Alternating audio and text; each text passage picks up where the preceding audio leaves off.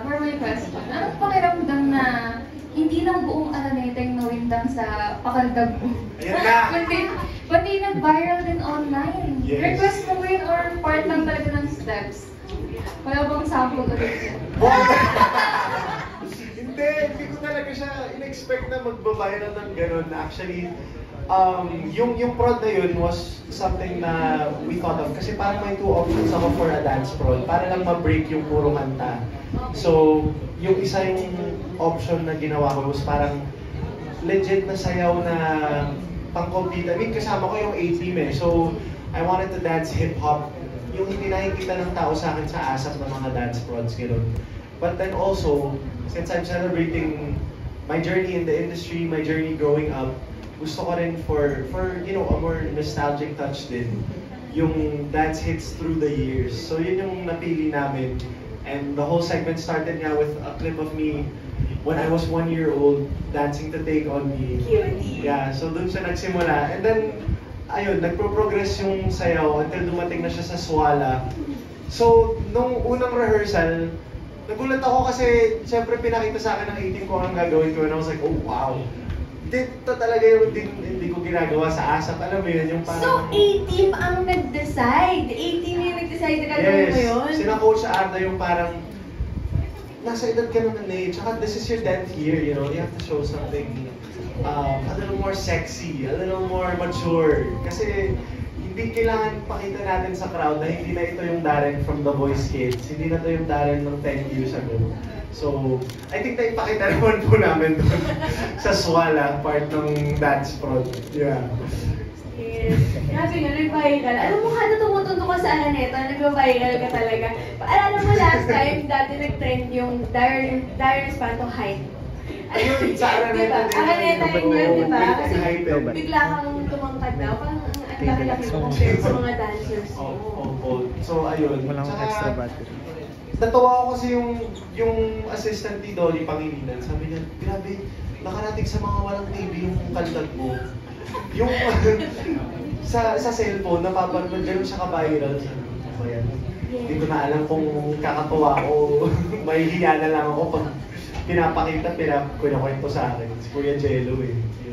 Hi Kuya Jello, yan siya. Pero ang ganda nga nun, di ba? Kasi yun yung mga nagiging problema ng child stars, di ba? O yung nakilala, sumikat nung kabataan, hindi na tumatanda sa isipan ng mga tao. Mahirap tumanda sa isipan ng mga tao. Pag-transition ng image. Oo. Ikaw, I think ngayon, safe na. No! na medyo andun ka na sa transition part talaga. Parang tanggap na ng mga tao pag kumakaldag ka. Yes po. Tsaka, grabe talaga, pinost ni Doc Vicky yun sa reels niya. Yung part pa na yun, yun lang. Yun ang pinost niya sa reels niya. Yes, so thank you for asking that question. Okay, thank you, Janrel. Okay, punta naman tayo kay Jason Laluna from Certified Kapamilya. And I'm just so grateful and I feel so blessed kasi ayun po, mas gusto ko rin yung maraming nangyayari kaysa naman wala. And one of those things is recording kasi we're trying to finish up my first album under Star Music. Iniisip namin kung i-release namin siya before the concert po sana or during or the night before the concert, pero sabi namin let's just let the concert have its own moment and then let's have my first album under Star Music have its own moment as well. So that's one of the things that we're doing now. And to release music internationally, hopefully syempre po in the future do another performance on the global stage katulad ng ginawa ko po dati for Singer 2019. And yeah, that's it in terms of music. Tapos yun po, showtime araw-araw. I'm also planning to go on a short vacation back in Canada. Kasi after Can't Buy Me Love, diretso na pong rehearsals for the concert, tapos other things, shoots and other shows as well. So I really requested to block off at least 2 weeks lang para makahinga. Opo, yun. Sa concert mo rin, you mentioned na the very important people in your life were there, yung parents, yung coach mo. Meron bang somebody missing na you wish nandun siya ng special moment na yun sa Araneta? Well, I mean, for me, sino ba? I mean, nakaka-touch din kasi nagbiyahe po talaga yung mga relatives ko from Nueva Ecija, Nueva Vizcaya. I mean, I wish all of them were there kasi some of them are in the States, in Canada. And of course, yung grandma ko on my dad's side who passed away before I joined The Voice Kids, parang isa yun sa mga pangarap niya para sa akin kasi alam niya nga kumakanta ako and one of her dreams for me was to become, you know, a popular singer in the Philippines. So, ayun nga, I know napanood niya naman yun from heaven.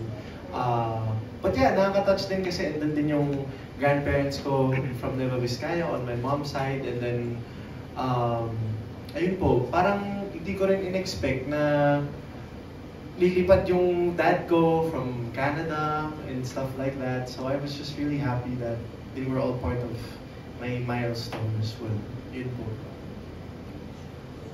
Showbiz daw, friends. Is there anybody na Showbiz friends. Showbiz friends. Well, marami namang nagsabi na may kasabay na work po yung concert ko in terms of attendance. And yeah, parang whoever was there that night, talagang na-appreciate ko yung effort nila kasi yung iba nanggaling pa sa ASAP rehearsals kasi live yung ASAP on June 2nd, yung iba nanggaling sa training ng Star Magic Games kasi live din sa Araneta the next day yung Star Magic Games. Si Alexa Ilacad na nag-concert direct before, andun din siya. Oh, so, it really meant so much to me. Tsaka, you will really know the people who will make an effort for you kahit ano pang mangyari. So it really meant so much kasi they didn't have to go out of their way naman para manood kasi you can always watch it on YouTube, on, you know, Facebook or Instagram, but to be there in person to support me meant so much. Tsaka isa sa mga hinanakit ko, hindi ko nabati dun in person si Jeremy tsaka si Kuya Jason din na nanood kasi nabanggit ko lahat ng mga artist friends ko na nanood. Tapos hindi ko alam na nanood sila. Bumawi ka ngayon, Darren. Bumawi ka ngayon. Maraming salamat Jeremy Glinoga tsaka Jason D sa panonood. Sila lang hindi ko nabanggit ng concert. So ito na. Maraming salamat. Special mention kayo ngayon. Tsaka siyempre yung childhood crush ko si Ate Kath na nag-effort din talaga na bumili siya ng tickets, guys. Hindi siya nagpalibre. Wow! Oo, pati yung mga best friend ko, si Angela Ken, tsaka si AC Bonifacio, yung Atayde family, bumili talaga sila ng tickets nila. So, it really meant a lot. Tsaka si Chief Philomeno. Yun. Deserve ng shoutout. Mga bumili talaga ng tickets. Oo naman. Grabe talaga. Thank you po. Thank you po, Miss Maylene. Oo. And speaking of your guests, banggitin lang natin si Mr. Eric Santos. Sinabi na ikaw ang best male performer of your generation. Ano masasabi mo doon, Darren? OA niya po. Medyo OA niya na. Hindi. Kuya Eric, maraming salamat po kasi parang may hiya factor na good way kasi I was on the stage with Tito Ogie, Tito Gary, Kuya Eric. Tas ako yung naisipan nila na ganun for my generation. It means so much.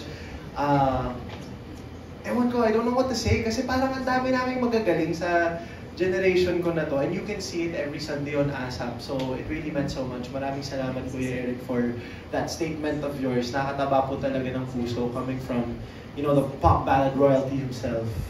Yun. Thank you. Okay, ngayon naman. Hello po. Nasaan po kayo? Ayun! Okay po, hello po. Bukod kay Coach Sara, saka kay Laika, na-invite mo din ba yung ibang batchmates and the other coaches? And kung pwede mo i-share kung may message din sila from you. Actually, wala po. Yun na yung silang dalawa lang talaga. Kasi parang Team Sara reunion namin kaming tatlo talaga yung magkakasama for the grand finals and stuff like that. So, yun lang yung parang The Voice Kids reunion na nangyari sa gabing yun po. Yeah. Ano po yung isang Follow up lang. Ano yung moment dun sa 10th anniversary concert na gusto mong ulitin for your next concert? May moment akong gusto kong ulitin. It would be siguro yung opening ko kasi that's the moment when I saw everyone, the crowd, yun yung parang ito na magsisimula na gano'n. Kasi before talaga mag-opening yung ang tagal nila akong isalang. Sabi ko, isalang niyo na po ako, isalang niyo na po ako. Sabi nila, wait lang, hindi pa oras. So parang mas lalo akong kinakabahan. But it was all worth it. Nung, yun nga po, I got to see everyone, the crowd. Tsaka hindi ako nagkamali sa mga sayaw ko, sa pagkanta ko. So it would definitely be a moment I would want to do again. The opening, kasi yun talaga, parang surreal yung moment na yun. Kakaiba, no? Ikaw